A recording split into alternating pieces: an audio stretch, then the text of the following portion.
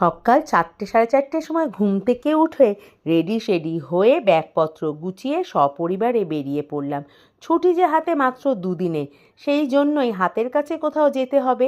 বহুবার গেলেও সেই জায়গাটা এতই সুন্দর যে বারবার যেতে ইচ্ছে করে। হাওড়া ব্রিজ আর মা গঙ্গাকে দেখতে দেখতে নিজেদের গন্তব্যের দিকে এগিয়ে চললাম। মাঝখানে নিলাম একটা ছোট্ট টি ব্রেক। তারপরে সবাই যেহেতু ভোরবেলায় ওঠা, তাই জন্য কেউ বা ঘুমিয়ে পড়েছে, কেউ বা বাইরের দৃশ্য দেখছে। আবার এই যে আমি ভেতরকার দৃশ্য দেখতেই ব্যস্ত, কোথায় টিভি, কোথায় চার্জিং পয়েন্ট, কোথায় এসি, এইসব দেখতে দেখতে এগিয়ে চলেছি। মাঝখানে একটু ওই ফটো তোলা, গল্প করা, এইসব করতে করতেই এসে পৌঁছে গেলাম নিজেদের গন্তব্যে।